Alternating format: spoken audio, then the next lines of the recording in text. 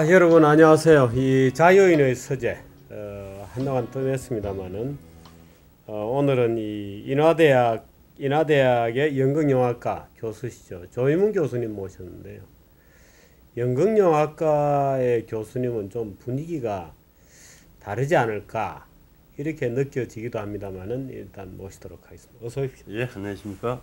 아주 반갑습니다. 이 자켓도 멋지고 예, 학교에서 넥타이 메고 하면 이상하게 생각하시죠. 좀 오히려 분위기가 딱딱하지요. 그죠? 예. 연극영화과가 인하대에서 생긴 지 그리 오래되지는 않았죠. 2005년도에 시작을 했고요. 그럼 이제 한 7년, 졸업생으로 따지면 이제 한 3. 네, 아직 뭐 이제 막 배출하기 시작한 단계입니다. 그렇습니다. 그죠? 어떻게 뭐 남학생 군대 갔다 오고 뭐 그런 예, 지금 이제 막 좀 이제 새로 뭐 시작한다고 할 수 있는 단계고요. 우리 정규직 TV 애청자들이 알만한 사람도 있나요? 졸업생 중에? 슈퍼주니어의 최시원이나 김여욱 같은 경우도 있고요. 요새 저는 잘 모릅니다만. 아마 젊은 친구들은 슈퍼주니어하고 슈퍼마리오는 다르죠. 슈퍼마리오는 게임이고. 슈퍼마리오 게임 주인공이고요. 슈퍼주니어는 요새 그 무더기로 나오는 젊은 친구들 있습니다. 국제적으로 아주 한류 바람을 가수인가요? 예, 가수 크게 일으키는 친구들이고요. 그리고 이제 새로 노래 시작하는 친구들 좀 여러 명 있고요. 예.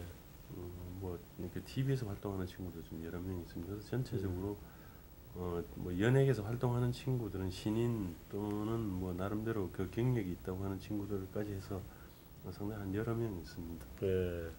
우리 조희문 교수님은 뭐 아주 뭐 영화진흥위원회 위원장도 하셨고요. 인터넷 문화협회 회장도 역임을 하신 거죠? 예. 한국영화학회 또 부회장 하시고요. 이제 회장 지금 맡고 있습니다. 아, 회장이 예. 되셨어요? 예. 아유, 뭐 굉장하십니다. 이 자우다 영화 쪽에는 아주 뭐 워낙에 저명하신 분이고 또 사회적 책임도 굉장히 많이 활동을 하시는 분이고 경인일보 기자로 하셨어요? 예, 기자도 한 15년 정도 했습니다. 어떤 파트에서 하셨어요? 수석 기자로 들어가서 뭐 사회부, 문화부, 뭐 나중에는 논설실까지 거쳤습니다. 그러니까 신문사 안에서 편집국 안에서 할 수 있는 일은 한 바퀴 다 돌았습니다. 기자로서 할 수 있는 일은 다 예, 하고. 그리고 또 그 당시로서는 이제 기자를 하다가 논설위원실에 있다가 이제 예. 학교로 옮겼거든요. 이제 그때가 그 95년인데. 예.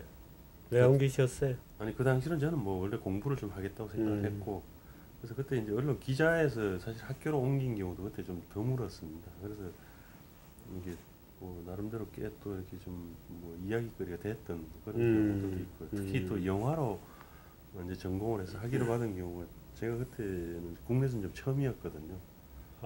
그래서 뭐 여러 가지로 논문은 뭐 쓰셨어요? 초창기 한국 영화사라고요.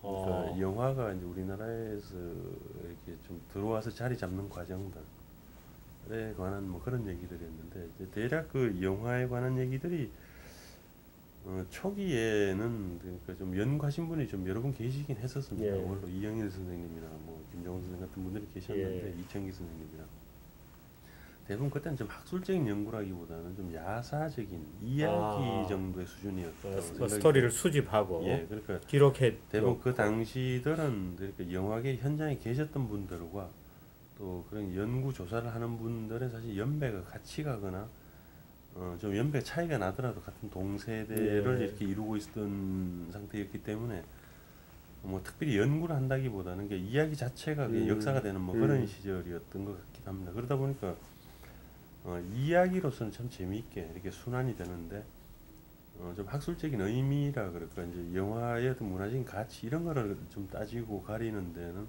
좀 앞뒤가 안 맞는 부분들도 있었고. 영화도 여러 파트가 있잖아요. 그러니까 교수님 같은 경우에는 주로 뭐 영화에 관한 이론들입니다. 이론. 특히 이제 저는 개인적으로 전공하고 있는 것은 영화 역사, 한국 영화사가 영화사. 이제 중심이 뭐 영화 제작 기법이라든가 이런 거는 아니고 기술적인 부분인데, 근데 영화 역사에는 그런 것도 다 포함이 됩니다. 결국 영화 역사라는 게 단순히 어떤 종류의 영화만을 얘기하는 것이 아니라, 영화가 나오게 되면 그 영화가 등장하는 어떤 사회적인 배경이 있을 수 있고, 예. 또 영화라는 게 뭐 기술이나 여러 가지 어떤 자본, 그 시대의 어떤 예. 가치, 문화 이런 것들이 반영되는 어떤 동시대적인 산물이거나 결과이거든요. 그렇게 되니까 결국 어떤 기술 수준의 문제라든지 또는 영화를 어떤 가치를 따지는 문제 이런 것들까지 들어가게 되는 거라고 할 수 있는데, 그러다 보면 결국 영화를 직접 만드는 것을 제외한 나머지 모든 부분 영화에 관련된 뭐 미학에서부터 예. 결국 어떤 사람에 관한 이야기, 또 사회적인 환경에 관한 이야기, 또 사회적인 역할에 관한 이야기 뭐 이런 것들이 결국 다 포함되는 거죠.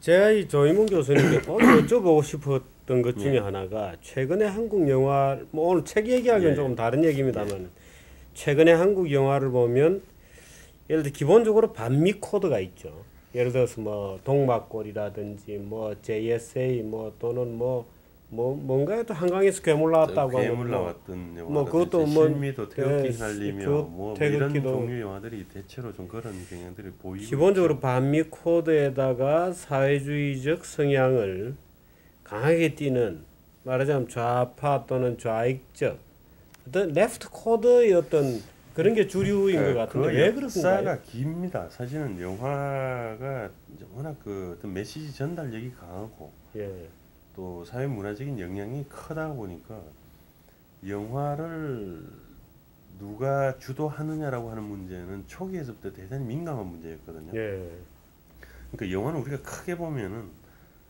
어 그러니까 기본적으로 우리가 아주 일반적으로 대하는 영화가 이제 어떤 오락으로서의 영화, 예, 엔터테인먼트로서의 영화라고 하는 부분이 하나 있고 하나는 어떤 선동의 수단이 있습니다. 특히 그 러시아 혁명 이후에 예, 예. 그 레닌이 주도했던 그 사회주의 사회주의 예술 이론들이 있죠. 예술 예, 이론뿐만 아니라 이제 어떤 실천을 예, 하죠. 영화를 특히 앞에 내세우게 되는데 레닌 쪽에서 영화를 더 강조했던 이유는 그러니까 의미 전달이 대단히 강하고 효율적이고 그런데다가 또 레닌이 주도했던 어떤 가치가 새로운 세계 이제 공산사회는 사회주의 계열이라고 하는 게 결국 어떤 러시아 짜르의 어떤 구체제를 이제 전복하면서 새로운 세계를 연다라고 하는 어떤 예, 가치를 내세웠는데 그때 새로운 세계라고 했을 때 어떤 그 계급으로부터의 자유 또는 뭐 평등 뭐 생산으로부터의 어떤 평등 이런 것들에 이제 가치를 뒀다고 하면은 그 이전에 이렇게 소위 말하는 우리가 전통적인 문화 예술이라고 하는 것들은 예. 다 이렇게 귀족이나 어떤 그 지배계층을 위한 고급 예술이었죠. 고급에 예. 속했다고 할 수 있거든. 근데 영화는 1895년부터 대중화되기 시작해서 이렇게 그 산업화하는 과정을 거치다 보니까 이렇게 이념적으로 말하자면 어떤 부르주아에 대해서 복무한 흔적이 없거든요. 그러니까 혈통적으로 깨끗하다. 그런 데다가 기능적으로 대단히 편리하고 어떤 예, 선전선동력이 강하다 보니까 영화야말로 어떤 그 사회주의 혁명을 위해서 태어난 도구다 이런 식의 어떤 가치를 부여하면서 대대적으로 뭐 장려와 활용을 하게 되거든요. 그러니까 러시아가 사실 그 영화 역사에서 보면 세계적으로 그 영화 산업을 국유화한 첫 번째 케이스입니다. 예, 그러니까 그러고 이제 그 공산혁명이 이렇게 퍼지다 보니까 전 세계적으로 어떤 사회주의 어떤 가치, 운동 이런 것들이 굉장히 유행처럼 퍼지게 되거든요. 예, 그러다 보니까 거기에서 이제 묻어나서 영화를 어떤 사회 운동의 수단으로 삼겠다라고 하는 그 시도가 굉장히 강하게 나타나거든요. 예, 그러니까 처음에 우리나라에서 나타났던 경우가 대략 한 1920년대 후반쯤에서 소위 카프 문의 예, 운동, 예, 그러니까 프롤레타리아 좌파 운동이 나타났을 때 영화가 상당히 중요한 역할을 했거든요. 예, 그러고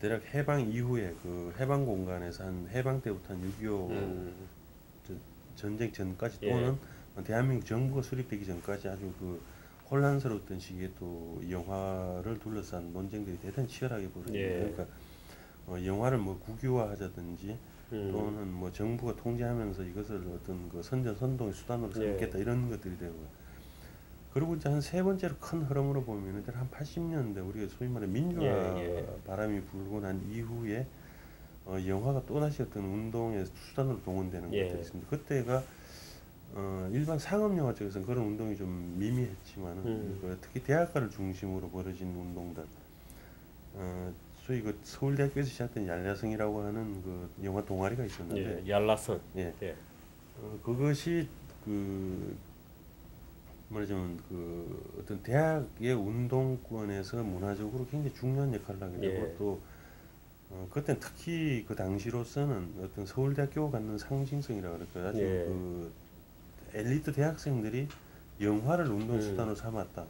그리고 또 영화에 대한 문화적인 가치를 새롭게 조명한다라고 하는 것들과 연결되면서 영화 운동이 아주 그 어떤 문화 운동 또는 뭐 결국 정치 운동까지 연결되는 거라고 할 수 있는데 그런 데 중요한 역할을 하게 되는 거죠. 그래서 대략 80년대에 대학에서 활동했던 그 좀 이렇게 운동가들이 한 90년대 중반쯤이나 후반쯤에서는 이렇게 영화계로 연결되는 현상들이 생깁니다. 그때 활동했던 뭐 장선우, 박광수 뭐 이런 감독들이 네.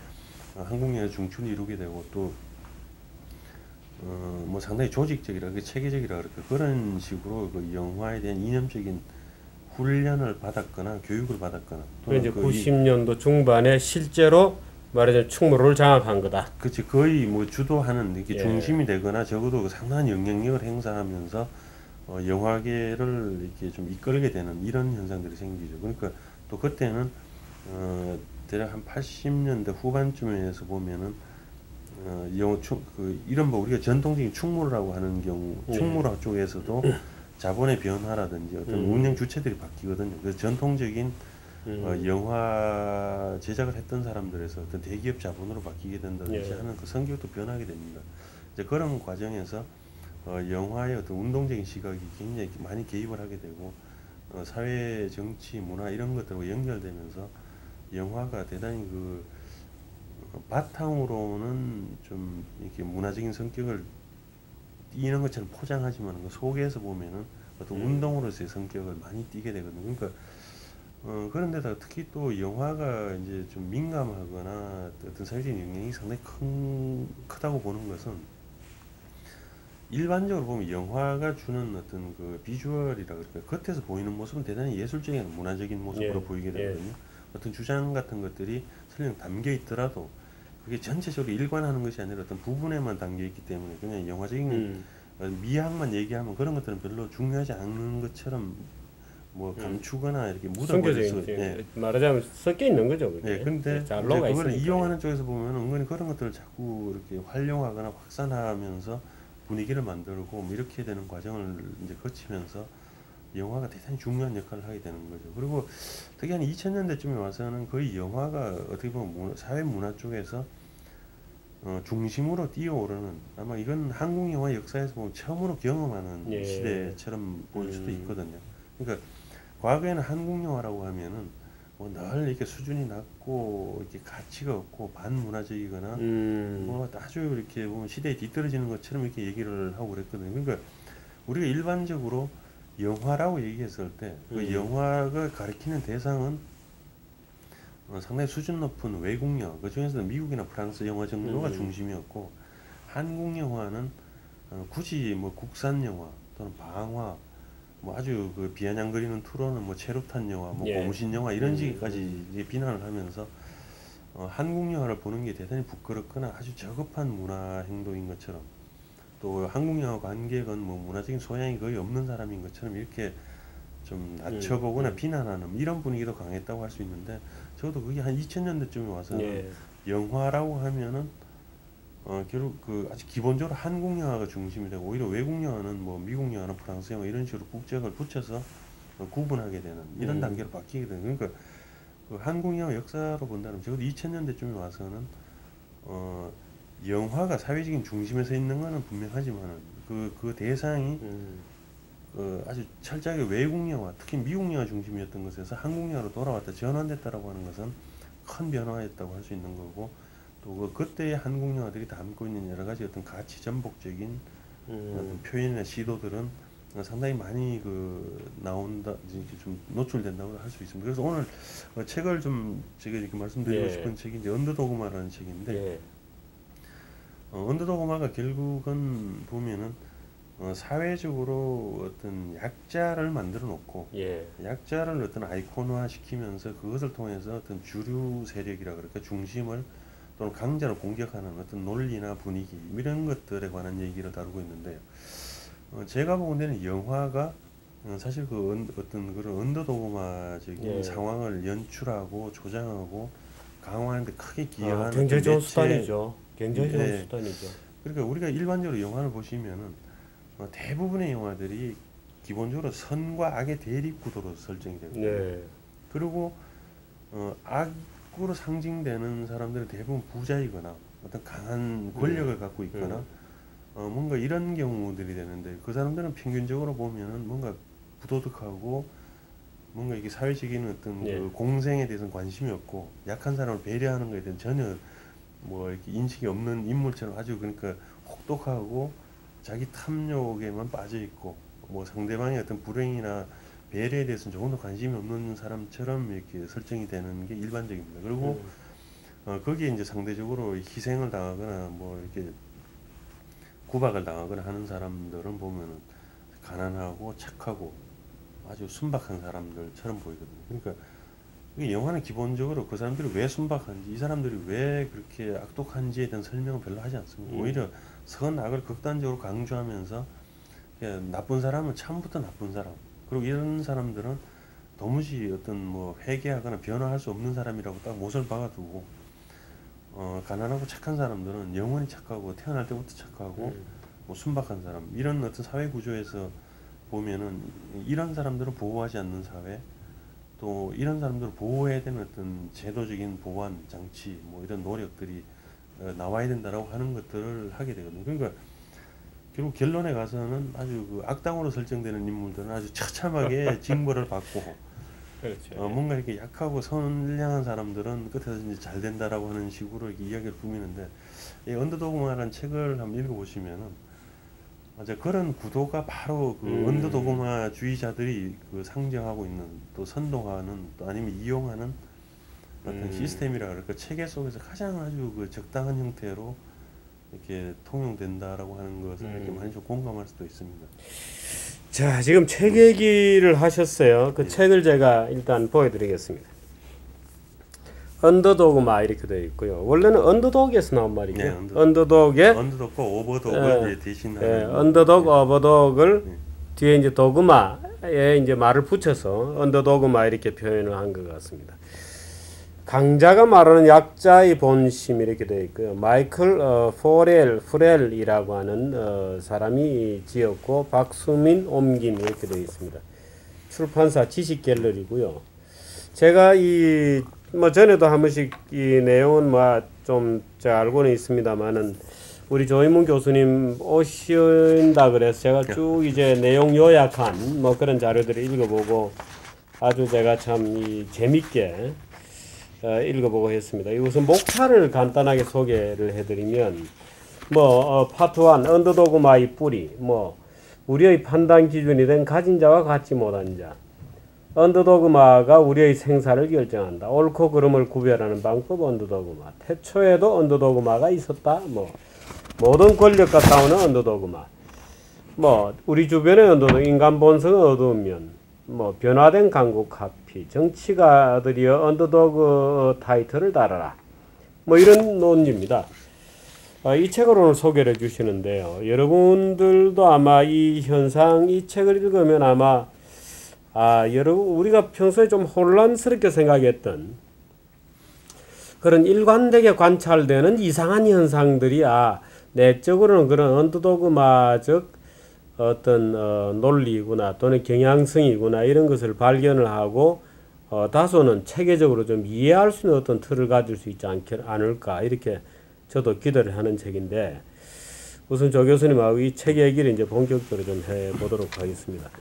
우선 내용을 좀 뭐 요약을 좀 다시 해주시죠. 뭐. 기본적으로 이제 언더독과 그 오버독에 대한 구분을 합니다. 그러니까 예. 오버독이라면은 가진 독은 자. 개입니다. 예. 예. 그러니까 근데 이제 그게 오버독이면 어떤 우리가 어떤 평균선을 전제로 해서 그 상위에 있는 사람들, 언더독은 그 하위에 있는 사람들이란 개념으로 이분을 하게 되는 건데요. 그러니까 이 이분은 사회적으로 하는 것이 아니라 이제 언더도그마주의자들, 그런 것들이 필요하거나 선동하거나 특히 정치인들이 활용을 많이 하는 거라고 할 수 있는데, 사회를 이분화하고 가진 자와 가지지 못한 자, 또는 이렇게 권력이 있는 자와 없는 자로 나누고 약자와 강자로 이렇게 나누는 방식, 그렇게 해서 약자를 선량한 캐릭터로 이미지화하고 또 가진 자를 이렇게 어떤 사회적인 어떤 표적으로 만드는 이런 논리들이라고 할 수 있는데, 그렇게 하는 것은 처음부터 그것이 나눠져 있는 거라기보다는 그렇게 함으로 인해서 얻게 되는 이익과 어떤 그 영향력 뭐 이런 것들에 대한 좀 일종의 선동에 관한 기술처럼 이렇게 보이기도 합니다. 그러니까 특히 정치인들 최근에 우리 사회에서 보면은 이제 그 소위 말하는 포퓰리즘이라는 말이 많이 나오게 되는데 예. 특히 복지 같은 경우도 마찬가지죠. 복지를 예로 든다면은 그 논리는 그거죠. 그리고 사회적으로 약자인 사람, 서민들을 보호하고 도와줘야 된다라고 하는 논리인데, 근데 거기 가서는 어떻게 왜라고 하는 논리는 사실 별로 없죠. 그리고 부자들은 제한해야 된다, 뭐 이렇게 좀 규제해야 된다라고 하는 논리도 그렇게 하면 사람들이 더 좋아한다고 생각하고 표를 얻을 수 있고 지지를 받을 수 있다고 생각하니까 이제 그렇게 논리를 몰아가는데 엄격하게 따져보면은 사실 그 우리가 뭐 자유주의 또는 어떤 기본 시장 경제라고 했을 때는 어떤 경쟁을 전제로 한 쪽, 또 거기서 나오는 어떤 그 에너지, 그걸 통한 어떤 그 성장과 어떤 그 과실을 통해서 나누게 되는 어떤 효과를 통한 어떤 복지 뭐 이런 것들을 얘기한다면은 그게 언더도그마 쪽에서 본다면은 그렇게 하는 것은 약자를 점점 더 약하게 만들고 소외시키고 어떤 부자들의 성공이라고 하는 것이 약자들의 어떤 희생을 전제로 한 쪽에서 걷어가는 약탈이다. 그렇기 때문에 정치는 이런 것들을 바로 잡아야 된다 하는 식의 논리처럼 만들어내는 거라고 할 수 있거든요. 그러다 보면은 부자들에 대한 규제가 또 뭐 우리 사회로 본다면 재벌 같은 경우가 되겠죠. 뭐 대기업은 요즘 악당이니까요. 뭐 그러니까 완전히 악당으로 만들어놓고 저거는 어떻게 해도 처단을 해야 된다 이런 논리로 가고 거기서 얻게 되는 뭐 반사 이익 아니면 성과 또는 뭐 걷어내는 어떤 지분을 이쪽 그 이렇게 사회적인 약자를 보호하는 쪽으로 돌려야 된다 이런 식의 논리가 자칫 그러니까 선악에 대한 충분한 검토나 어떤 분석이 없이 그냥 선동적인 것으로 이렇게 가기가 쉽다는 거거든요. 그러니까 결국 이게 이제 언더도그마가 이 책을 이제 이렇게 쭉 보다 보면 최근의 논리, 특히 여기서는 그 미국이 왜 이렇게 어떤 그 여러 가지 활동을 하고 있음에도 불구하고 어떤 그 국제적으로 또는 국내적으로 아니면 언더도그마 운동을 하는 쪽에서 보면 악당으로 설정되는가라고 하는 것에 대한 여러 가지 분석과 사례들인데 미국은 늘 오버독입니다, 그죠? 오버독이죠. 근데 그 오버독에 있는 또 시스템 안에 있는 오버독들조차도 특히 이제 정치인들이 그렇게 되는데 그 정치인들이 어떤 뭔가 이렇게 그 캠페인을 하거나 뭔가 이렇게 어떤 사회 여론을 그 끌어내고자 할 때는 또 사회 그 미국 안에 있는 그 대기업 재벌 뭐 그 미국을 재벌이라 그래야 될지 모르겠지만 대기업 또는 아니면은 어떤 사회 그 상층부에 있는 어떤 뭐 그 사람이나 시스템을 대상으로 하면서 마치 그것을 공격하고 그렇게 해서 밑에 어떤 대중적인 지지를 이끌어내고 또 정치인들 스스로는 나는 늘 그 어떤 대중과 가까이 있다. 나는 결코 오버독이 아니다.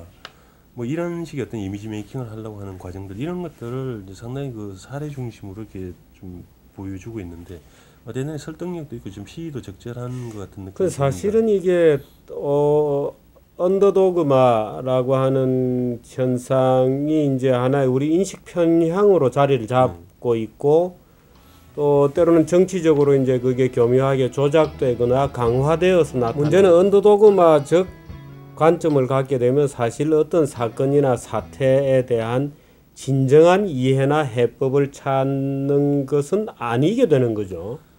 말하자면 하나의 일종의 뭐 정치 캠페인 같으면 성립이 되는데 사실은 어떤 현상을 정확하게 이해하는 것을 오히려 방해하고 사태의 진실을 감추게 되는 거죠. 위장하게 되고 그러니까 점점 사실 보면은 사회를 더 이렇게 불안하게 만들거나 또 어떤 이렇게 분리시키고 이렇게 분해시키는 요소로 작용할 수도 있는 것처럼 보입니다.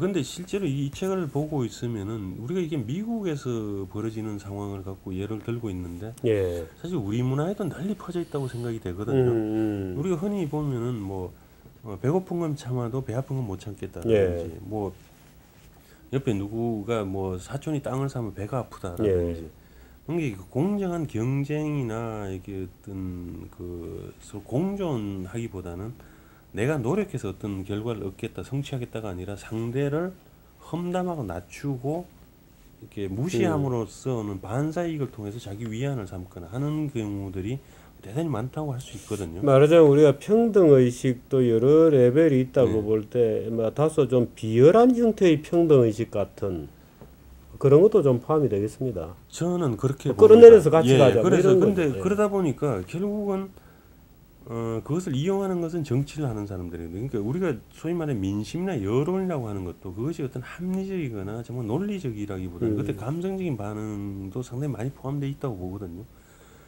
이제 그런 경우들을 근데 정치인들은 거기에서 나타나는 문제들을 오히려 직시하고 그거를 지적하기보다는 뭔가 여론이 그렇게 많으면 무조건 이건 옳은 것이다라고 해서 따라가려고 그러고 거기 추수하려고 하는 경향들도 상당히 많다고 할 수 있거든요. 그러니까 얼마 전에 선거에서도 무슨 뭐 급식 문제라든지 뭐 네. 등록금 문제 같은 경우 어떤 쪽에서는 반값 지원을 하겠다. 그러면 우리는 그보다 더 하겠다라고 하는 식으로 서로 경쟁을 하게 되거든요.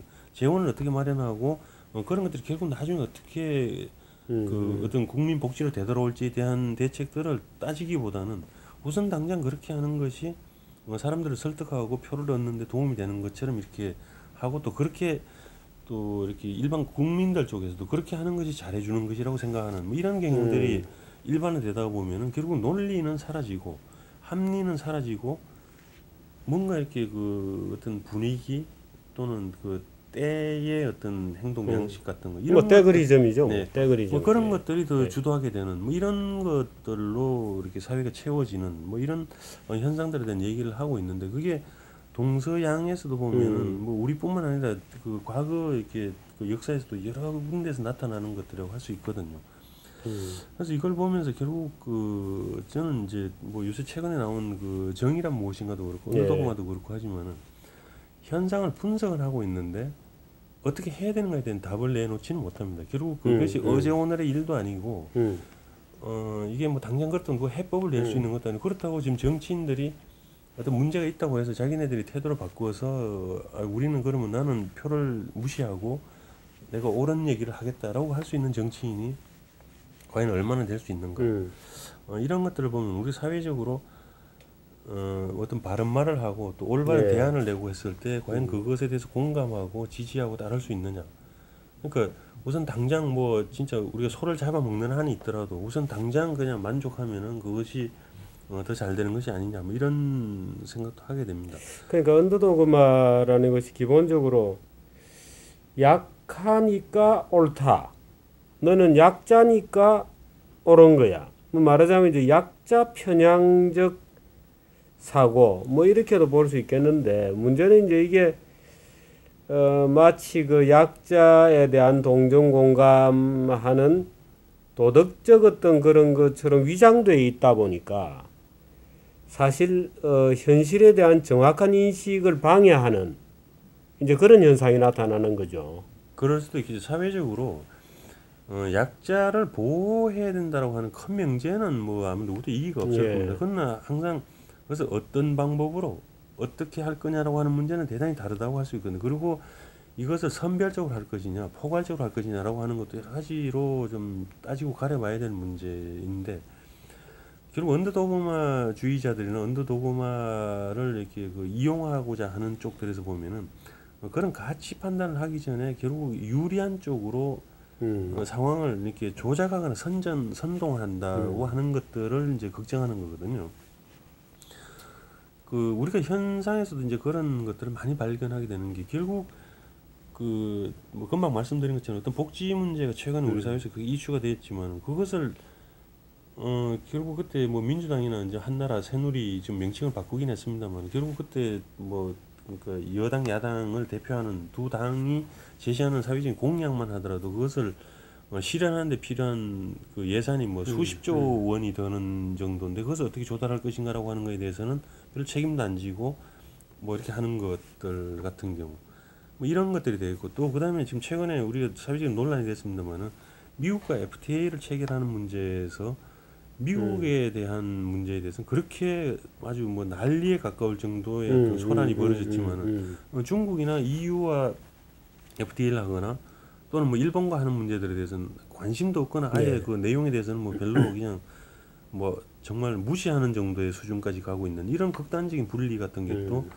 결국은 그러니까 미국을 악으로 설정하거나 뭐 이게 우리나라를 어떤 뭔가 이렇게 약자의 입장 또는 약자이면서 뭔가 어떤 강자의 전략에 휘둘리는 어떤 판단할 수 없는 어떤 존재인 것처럼 이런 것들로 설정함으로 인해서 이제 논리를 섞어버리는 이런 현상들도 결국은 언더도그마에서 나타나는 현상들이 아닌가. 이제 결국은 제가 보는 데는 이런 것들이 논리적인 합리성이나 어떤 그 실체, 객관화를 이렇게 접근하기보다는 결국 필요한 형태로 가공하고 이용하고 선전하고 선동하는 이런 수단으로 되는 어떤 현상들이 결국 언더도그마의 어떤 실체들이 아닌가라고 생각을 합니다. 그래서 이거는 뭐 정치인들뿐만 아니라 일반인들 쪽도 사실 거기 쉽게 동화되는 것을 보면은 결국 사회적으로 이제 우리가 뭐 경쟁 체제 같은 걸 유지하다 보면 결국 소외되거나 이제 거기서 낙오되는 경우들도 생기고 상대적으로 이게 박탈감도 느낄 수 있고 이러다 보니까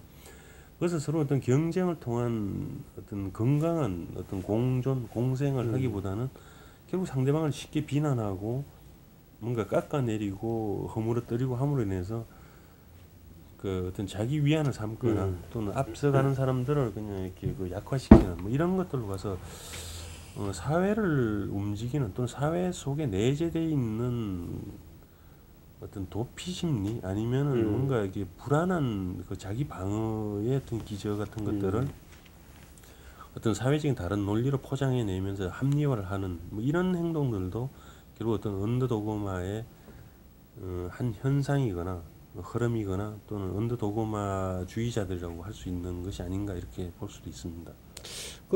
저도 이 책 쭉 보면서 느낀 게 예를 들어서 뭐 이 납치된 인질이 그 납치범에 동화되는 현상.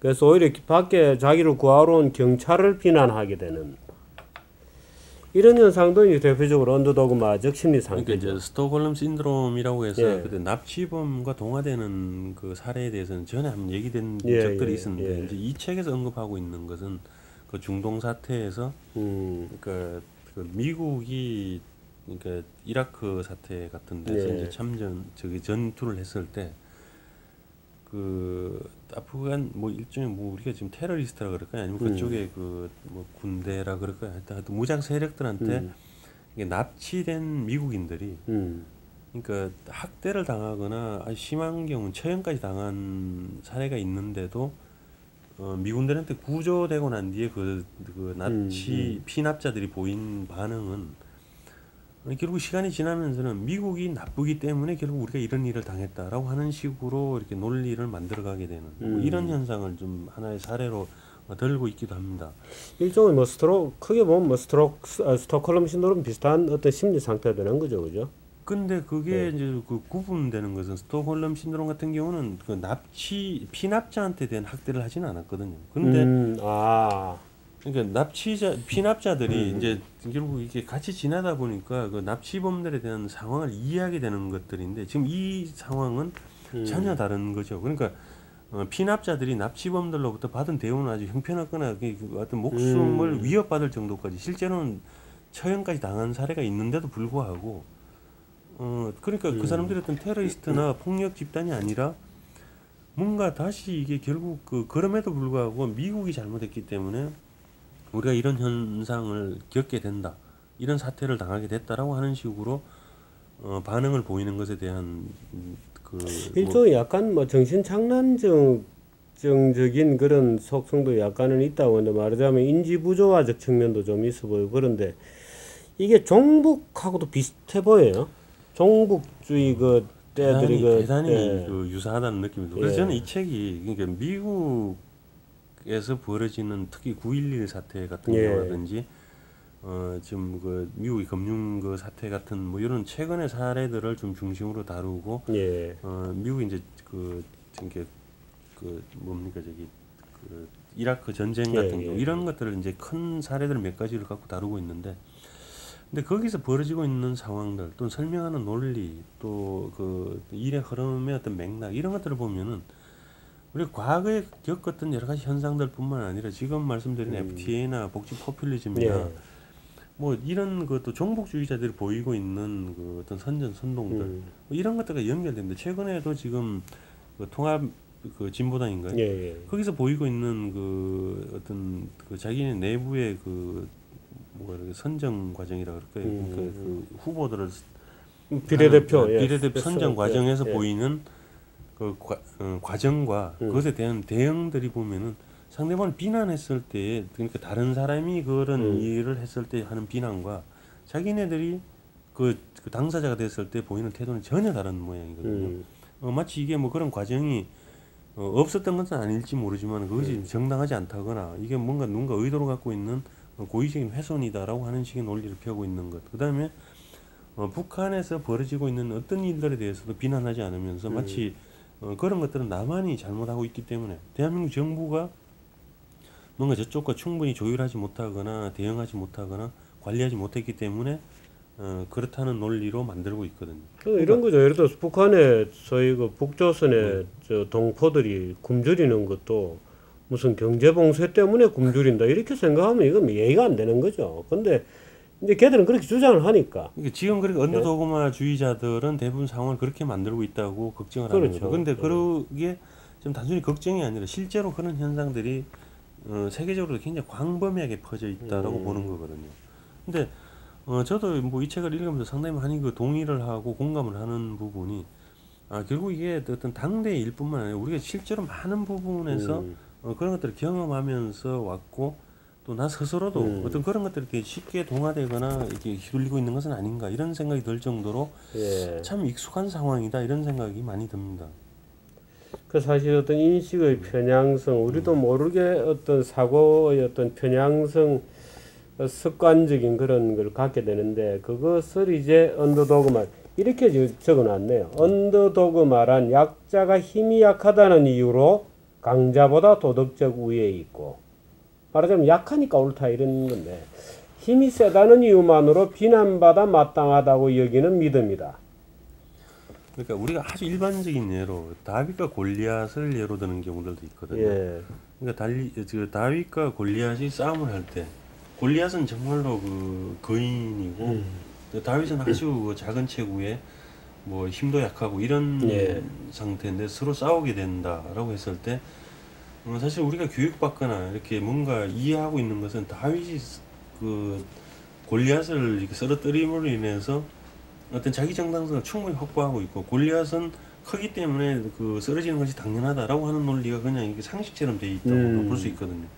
뭐 일반적으로 얘기해 우리가 골리앗을 뭐 쓰러뜨린다라고 하는 것은 아주 힘이 약한 뭐 축구팀이나 야구팀이나 뭔가 이게 다른 그 조그만 세력들이 큰 상대를 넘어뜨렸을 때 뭐 골리앗을 이겼다 뭐 이렇게 하면서 그 어떤 의미를 부여하고 상황을 정당화하고 또 과장하는 것들을 쉽게 볼 수 있고 또 그러면 우리도 또 어느 사이에 또 쉽게 동화하고 거기에 열광하는 뭐 이런 경험들이 아마 있을 거라고 생각을 하는데요. 저 그런 것들도 결국 그 바탕에서 보면은 누가 옳고 그르고라고 하는 것은 대단히 민감한 문제거든요. 그리고 누구의 시각으로 바라보는 거냐라고 하는 거에 따라서도 전혀 다른 그 가치 판단이 나올 수 있는 거예요. 근데 우린 그런 거 없이 그냥 일방적으로 이렇게 어떤 교육되고 훈련되는 쪽 아니면 그런 것들이 습관처럼 이렇게 전수되는 과정에서 결국 약하다는 쪽으로 약하게 보이는 쪽이 당연히 그냥 이게 맞는 것처럼 되는 거죠. 그러니까 우리가 뭐 홍길동이라든지 무슨 임꺽정 얘기도 사실 그 유사한 형태라고 보거든요. 그러니까 거기서 과연 그 임꺽정이나 홍길동 같은 경우가 설령 어떤 국가 체제에 대해서 문제가 있다라고 하더라도 그런 식으로 폭력화하는 것이 정당하냐라고 하는 것도 사실 따져볼 수 있는 문제거든요. 근데 우리는 영웅화하는 것이 일반화되어 있는 거 아닙니까? 그러니까 당연히 그러니까 탐관오리들은 나쁘고 또 그 탐관오리들이 횡행하는 뭐 조정은 더 말할 거고 그러니까 국가는 굉장히 무능하거나 그 어떤 뭐 아주 악덕 권력 아니면 악덕한 어떤 시스템을 옹호하거나 조장하는 악의 집단이 되는 것이고 거기에 상대적으로 있는 백성들, 민초들은 뭔가 일방적으로 희생당하는 어떤 희생양으로 이렇게 설명이 되는 경우들을 많이 보게 되죠. 그러다 보면은 결국 역사 속에서 어떤 설화 속에서 전설 속에서 영웅담 속에서 나오는 주인공과 악당의 개념들은 결국 어떤 선악으로 이분화되고 그냥 이쪽은 약하거나 소수이기 때문에 무조건 선이고 저쪽은 가졌거나 뭔가 힘이 세기 때문에 나쁜 쪽으로 가게 되는 뭐 이런 것들이 결국은 어떤 가치 판단도 이렇게 좀 차분하게 객관적으로 하기보다는 뭔가 선악을 바로 대입하게 되면서 이게 나누게 되는 이제 그러다 보면은 결국 어떤 우리가 팩트 또는 어떤 일의 맥락을 따지고 또 어떤 입장과 가치에서 이걸 바라봐야 될 것인가라고 하는 것들을 배제한 상태로 그냥 그 어떤 집단에 휩쓸리거나 여론에 휩쓸리거나 뭔가 이렇게 이렇게 자기 의지하고는 다르게 이렇게 이용되는 뭐 이런 것들로 나타나지 않는가라고 생각할 수도 그런데 있습니다. 아까 조 교수님 말씀하실 때 그게 언더도그마적 사고 틀이 이제 이렇게 만들어지고 조작되고 하는 얘기를 하셨는데, 사실 제가 이 책에도 그런 얘기가 잠깐 있는 것 같습니다만은, 대학 다닐 때 주로 본 것은 팔레스타인 그 자기 땅에서 유배된 자들, 말하자면 이런 식의 책들을 보고 팔레스타인 시인들이 쓴 그 망향의 슬픔을 노래하는 시들을 무수하게 보고, 은연중에 그 이제 팔레스타인인 그러면 무조건 이건 약자 집단이고 유대인은 강자 집단이죠. 그래서 유대인 건국 관련 일화에 대해서도 어떤 편향적 그걸 갖게 되는데, 제가 나중에 어떤 책을 보면서 그 책은 비교적 객관적으로 써져 있던 책이었는데, 그 당시에 팔레스타인 지역의 유대인의 그 말하자면 원주민 수가 인종적으로 팔레스타인인보다 오히려 다수파였다 하는 것을 보고 깜짝 놀랐었어요. 그래서 이게 무슨 말이냐.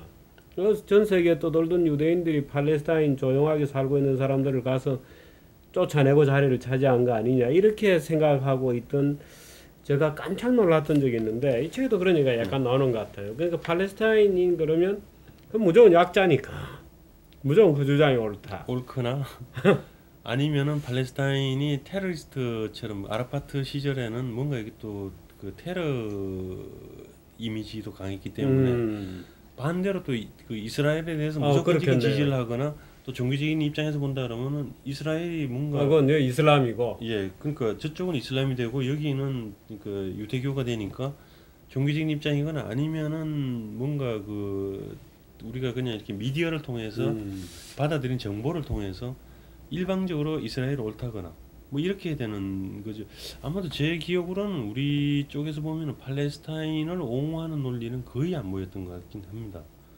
그러니까 대부분은 유태 쪽, 특히 이스라엘 쪽에 대한 지지와 인정을 더 강조했고, 팔레스타인에 대해서는 존재 자체도 제 기억으로는 상당히 오랫동안 거의 이렇게 테러 집단이거나 알려지지 않았었죠. 예, 뭐 그런 존재가 없었던 것처럼 이렇게 보였던 경우도 있는데, 근데 그것도 반대되는 또 극단도 있고. 예, 그러니까 그러다 보니까 결국은 다 그게 어느 순간에서는 팔레스타인이나 이스라엘이나 똑같이 언더도그가 되는 거죠. 그러니까 팔레스타인도 보면은 자기 땅에서 이렇게 축출된 어떤 희생자 뭐 이런 의미가 부여되는 것이고, 이스라엘도 결국 자기 땅에서 쫓겨난 어떤 난민, 그 겨우 어떻게 그 전쟁이 끝나고 난 이후에 자기 땅을 요만큼씩 되찾은 뭔가 그 정말 좀 불쌍한 뭐 이렇게 그 민족 국가 뭐 이런 이미지가 더해졌기 때문에 거기를 지지하는 것은 아닌가 이렇게 좀 판단이 됩니다. 그리고 이제 이스라엘이냐 팔레스타인이냐 하는 것은 어떤 정보의 차이 때문에 오는 그 차이일 수는 있다고 보는데, 어쨌든 저는 뭐 팔레스타인이나 이스라엘 같은 경우도 사실 미국이나 다른 어떤 그 다른 나라 강대국에 비해서는 상대적으로 대단히 언더도그마 같은 언더도그로 위치하고 있었기 때문에 아마 뭔가도 이렇게 그 좀 여론이나 어떤 국제적인 입장을 유지할 수 있었던 것은 아닌가 이런 생각을 하게 됩니다. 재밌는 생각들이 제가 많이 드는데, 오늘 언더도그마 얘기를 지금 하고 있습니다. 근데 아마 이 언더도그마라고 하는 컨셉이 이제 아직 완전히 학문적 용어로 된 건 아니죠. 지금 아마 이게 저널적인 용어에 좀 가깝다고 봅니다. 예. 그러니까 지금 하나 이제 용어로 이렇게 뭐 이 책을 통해서 생산되는 용어고 뭐 부분적으로 앞에 좀 쓰인 경우들도 있긴 합니다. 그러나 아마 이런 이제 그 책을 통해서 더 일반화되고 또 하나의 용어로 정착하고 그러겠죠. 언더도그마, 글쎄 우리말로 번역이 참 되었으면 좋겠는데, 약자 편향성? 뭐 글쎄요. 그건 적당한 말인 것 같지는 않고, 또 편향성만 나타낸다기보다는 그런 것들을 이용하고 조작하고 하는 것들까지 또 그런 습관적으로 약자 편을 들려고 하는 성향들까지를 아우르는 그런 용어로 쓰이고 있다고 하겠습니다. 그래서 이게 상당히 그래서 이게 보면은 이제 특히 여기서 얘기하고 있는 것은 그러니까 언더도그 마적 사고 자체뿐만 아니고 예.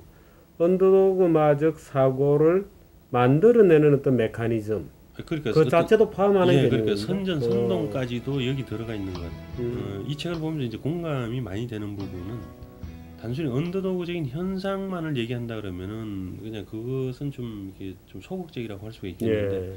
여기서는 언더도그를 더 적극적으로 활용하고자 이용하고자 하는 어떤 시도들 또 그런 전술 전략들을 더 이렇게 좀 신랄하게 보고 있는 부분이 있거든요. 그러니까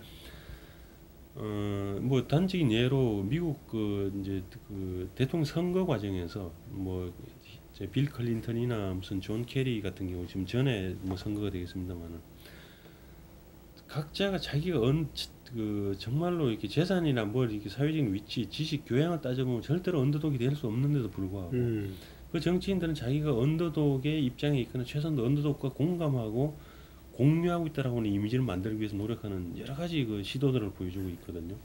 그러니까 특히 우리나라에서도 뭐 정치인들이 그러니까 뭐 양로원이나 고아원을 방문하고 뭐 시장을 찾아가고 하는 것도 결국은 자기도 어릴 때부터 이렇게 아주 비난한 가정에서 태어나고 교육받고 정말 이렇게 시장 서민들과 함께 하고 있다라고 하는 이미지를 만들어내기 위한 노력이라고 할 수 있거든요. 근데 실제로 그런 정치인들이 선거가 끝난 다음에 가서 보면은 유권자들을 제대로 대우하고 인정하느냐. 이 선거가 끝나고 나면 더 필요가 없죠. 다음 선거 때는 또 필요하게 되는 것이고. 그리고 또 실제로 그 정치인들의 재산을 들여다보면은 정말 결코 언더독이나 사회적인 평균 수준의 이상이 훨씬 더 많은 재산을 갖고 있는 경우들이 다분하거든요. 그렇죠. 또 그 사람들이 어쨌든 욕이 나오지 않습니까? 아니 그러니까 그럼에도 불구하고 자기는 정말 서민의 편이다. 서민을 위해서 일한다라고 하는 이미지를 만들기 위해서 그건 실제하고는 상관없는 거거든요. 그렇게 하는 과정들이 여기는 진짜 뭐 이게 상당히 좀 신랄하게 얘기되고 있습니다. 그리고 또 뭐 우리나라에서도 옛날에 그러기도 하고 지금도 뭐 그런 현상들을 보는데 특히 독재자들이 아이들을 좋아하거든요. 예. 히틀러도 그 아이들 안고 찍은 사진이 있고 뭐 그 스탈린이나 뭐 어떤 사람들 다 어디 가서 아이들하고 만나고 하는 이미지들을 만들어내고 그때 우리나라 노태우 대통령도 뭐 아이들을 안고 찍은 사진이 있고 또 지금 뭐 청와대 이명박 대통령이나 그 전에 대통령들도 다 어린이날 부르면 뭐 아이들 이렇게 청와대로 초청해서 이렇게 파티도 하고 놀게 하는 그것이 단순히 뭐 그 아이들을 이렇게 정말 이뻐한다 뭐 도와준다 이런 의미도 있지만은 결국 그 어떻게 아주 바탕까지 들어가서 보게 되는 의도는 결국 이렇게 관심을 많이 갖고 있고 내가 노력하고 친하게 지낸다 라고 하는 이미지를 만들기 위한 어떤 과정들이 아닌가라는 생각이 들거든요. 정치인들이 하는 어떤 여러 가지 시도는 결국은 명분은 약한 사람, 서민을 위한다고 하지만 결국 바탕은 자기한테 유리한 쪽, 자기를 위한 것으로 귀결되는 이런 것들이 보이는데 결국 정치인들이 사실 권력과 어떤 그 재력과 또 사회적인 힘을 갖고 있음에도 불구하고 자기는 참 순박하고 선량하고 아주 서민적인 이미지를 갖고 있는 서민의 친구인 것처럼 포장하거나 뭐 심하게 보면 위장하는 것은 결국 자기도 언더독이다라고 하는 이미지를 만드는 과정이라고 보거든요. 그러니까 결국 이 책에서 얘기하거나 실제로 우리가 사회에서 보는 여러 가지 내용들은 최대한 자기를 언더독으로 만들어라라고 하는 겁니다. 그렇게 해야지 사회적으로 이렇게 지지와 도움과 인정을 받게 된다는 거거든요. 그러니까 우리가 일반 직장에서도 보면은 직장이나 정치인들이 공통적으로 부담 느끼는 건 잘난 척하는 친구들은 결코 성공하지 못한다는 거거든요.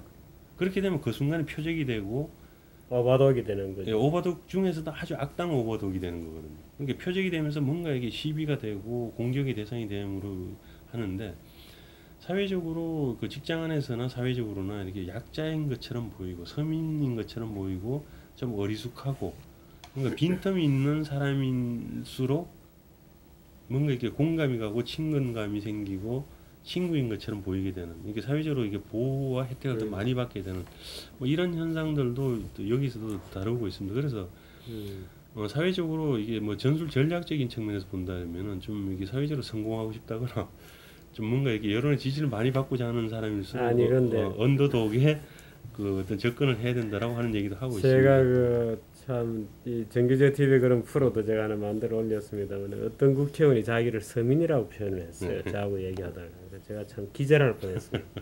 국회의원이 우리 같은 서민이 이렇게 얘기하길래 제가 참 기절할 뻔했는데 이런 일도 있었어요. 그 노무현 대통령 아마 대통령 선거 때인지 대통령 되고 난 다음에 이제 시내 그 아주 고급 일식집이었어요. 네. 시내 그 정도 고급 일식집 뭐 1인당 뭐 한 10만 원, 20만 원 넘겠죠. 그 고급 일식집의 주인이 네. 주인이 저인데 그러더라고요. 우리 같은 서민이 이렇게 얘기하더라고요. 그래서 제가 그때는 참 지금보다 훨씬 젊을 때에서 분을 못 참아서 그러니까 서민 아, 기준이 다른 거죠. 아니 이보시오. 네. 자 당신이 어떻게 서민이냐고. 당신이 서민이면 당신 집에 일하는 종업원들은 거짓입니까? 그러고 제가 뭐라 그랬어요. 근데 그 이제 언더독인 것처럼 하는 거죠. 항상 몸에 배에 아니 있는 그러니까 거죠. 그 관련된 농담이 저런 거 있지 않습니까? 아, 이 주인이 가난하다 보니까 정원사도 가난하고 운전사도 가난하고 요리사도 가난하고 가정부도 가난하고 또 우리 집은 가난하다. 뭐 우리 집은 가난하다 이렇게 우리 왜 이렇게 어려울까 뭐 이런 농담들이 있는데 이 책도 제가 아까 보니까 이 아주 러시아 농담으로 시작부터 시작을 해요. 한 대목 제가 읽어드릴까요? 러시아 옛날 이야기는 우연히 마술 램프를 발견한 농부가 등장한다. 농부가 램프를 문지르자 요정이 나타나 소원을 말하라고 한다. 농부가 말했다. 이웃집에 젖소 한 마리가 생겼는데 가족이 다 먹고도 남을 만큼 우유를 얻었고 결국 부자가 됐어. 그러자 요정이 말했다. 그럼 이웃집처럼 젖소를 한 마리 구해드릴까요? 아니면 두 마리라도? 농부가 대답했다. 아니 이웃집 소를 죽여주면 좋겠어요. 이렇게. 언더도그 말은 뭐냐 하는 것을 설명을 하면서 이제 그 얘기부터 이렇게 쭉 설명을 합니다.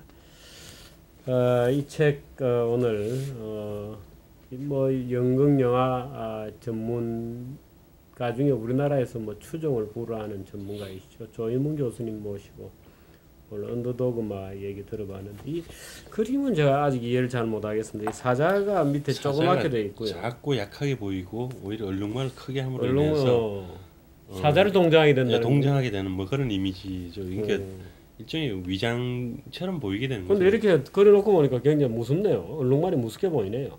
그리고 큰 게 크기가 달라지면은 밑에 딱 내려다보고 있으니까. 아니 그러니까 그 뭐 지나간 얘기이긴 합니다만은 그때 노무현 대통령이 퇴임을 하기 전이나 또는 뭐 이게 퇴임하고 난 이후에 이제 봉화마을에 갔을 때 밀짚 모자 쓰고 자전거 뒤에 손녀를 태우고 이렇게 뭔가 이렇게 예. 그 행동했던 것들 있죠. 옛날에 또 박정희 대통령이 뭔가 모내기를 하고 나면 밀짚 모자 쓰고 이렇게 그 같은 일을 했던 사람들과 이렇게 막걸리를 마시는 모습 뭐 이런 것들이 다 결국은 자기도 다 서민들과 연결돼 있다라고 하는 서민을 위해서 한다라고 하는 이미지처럼 보이거든요. 그러니까 지금 아까 실장님이 말씀하신 것처럼 사실 그 정말 뭐 일식집 주인 아니면 국회의원 이런 사람들 우리 사회적으로 보면 정말 부유하고 1%죠. 뭐 1%에 드는데도 불구하고 그러니까 이 사자처럼 그 어떤 먹이 사슬에서 상당히 그 강자의 위치에 있음에도 불구하고 정말 나는 스스로 뭐 더 부자이지 못하거나 아니면은 뭐 내 스스로 느끼기엔 아직 나는 부자가 아니다 뭐 이렇게 되는 뭐 그런 것들이 아닌가라고도 생각합니다. 이 그림 다시 한번 보시죠. 이 조희문 교수님 설명을 들으니까 명확하게 이해가 됐습니다. 이 얼룩말이 아주 크게 그려져 있고요. 사자는 조그맣게 그려져 있습니다. 아주 뭐 귀여운 강아지처럼 얼룩말이 이렇게 내려다보고 있어요.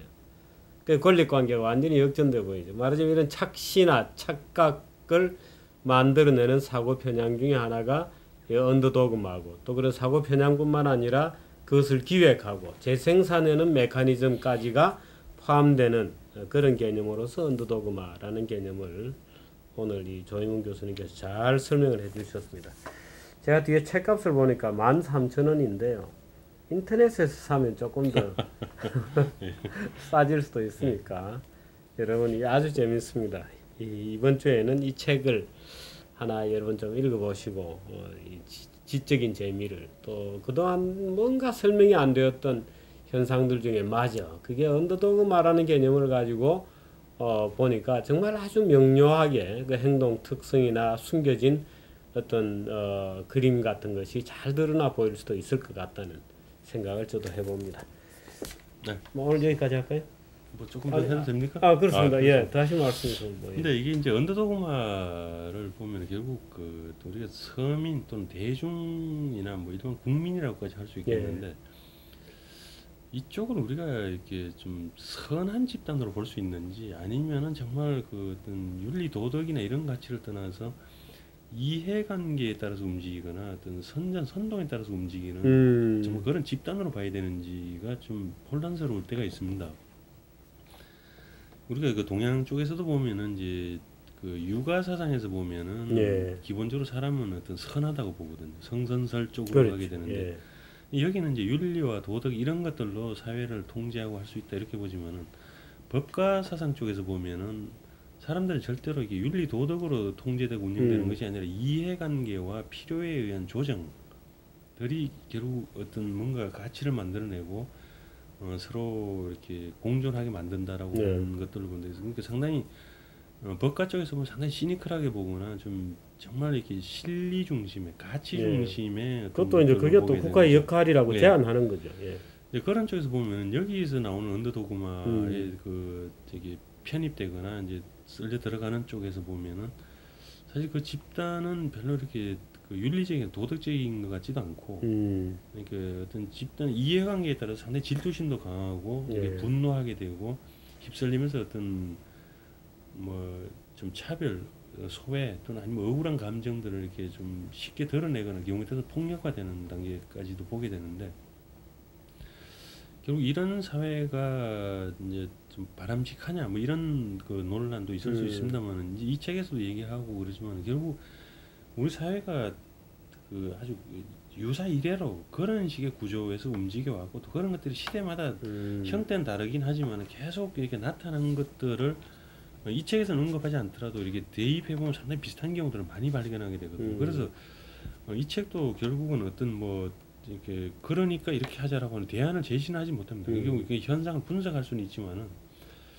근데 우리가 보면 현실적으로 우리 사회에서도 그런 현상이 특히 한 2000년 이후쯤에서 대단히 심하게 나타나고 있다고 보거든요. 그러니까 아까 영화를 초두에 말씀드렸습니다만은 영화가 뭐 그런 것들을 더 조장하는 데서 상당히 기여를 하고 있고 또 뭐 이렇게 좀 한 그 우리가 지금 최근에 어떤 민주화됐다라고 하는 사회에 와서는 오히려 그런 뭐 집단적인 이기주의라고 하는 것들도 그렇고 어떤 서민 대중이라고 하는 이미지도 결국 어떤 언더도그마의 이미지로 이렇게 포장되면서 결국 또 다른 어떤 세력과 정치화하는 뭐 이런 현상들을 보게 되는데 이런 과정에서 과연 정말 우리가 그 올바른 정치 또는 이런 어떤 흐름을 좀 바로잡고 이렇게 중심을 잡을 수 있는가라고 하는 것들에 대한 좀 생각들을 좀 해볼 필요가 있지 않은가라는 생각이 들고 또 스스로 나도 스스로도 이게 어떤 언더도그마의 어떤 유혹에 휘달리고 있는 것은 아닌가 뭐 이런 것들에 대해서도 좀 한번 좀 돌아볼 필요가 있다고 생각을 합니다. 그 말씀이 좀 가슴을 찌르는데. 네, 오늘 이 영화 얘기도 좀 했고요. 초반부에 참 우리나라 영화계는 뭐 미국도 헐리우드에서 굉장히 그 좌우가 대립이 좀 있는 것 같습니다. 그 영화 배우들도 이제 그룹핑이 좀 돼. 근데 우리나라는 영화판 전부가 아예 그냥 좀 뻘거죽죽해져 있고 요즘은 대중 이 배우들 뭐 탤런트 뭐 코미디언까지 뭐 아주 뻘거죽죽한데 이제 합류가 돼 있어서 아주 우스꽝스러운 그런 이념지형이 만들어져 있습니다. 근데 그 영화계에서 이제 그래도 이 바른 등불을 켜고 늘 이제 좋은 영화 이론을 가르치고 또 우리들에게 그 영화계의 여러 가지 얘기를 쭉 그 깊이 있는 분석을 들려주셔서 우리로 하여금 사회를 보는 바른 눈을 영화를 보는 바른 인식을 가질 수 있도록 해준 분이 바로 이 조인문 교수님이십니다. 근데 오늘은 이 언더도그마 이 책을 들고 나오셔서 또 저희들을 또 아주 재밌는 또 깨달음의 어떤 아주 맛깔나는 그런 어떤 배움의 그런 재밌는 아마 책일 것 같으니까 여기는 언더라이언이 되겠습니다. 언더라이언. 그렇습니다. 같이 한번 공부를 해보도록 하겠습니다. 오늘 고맙습니다. 네, 고맙습니다. 고맙습니다. 네.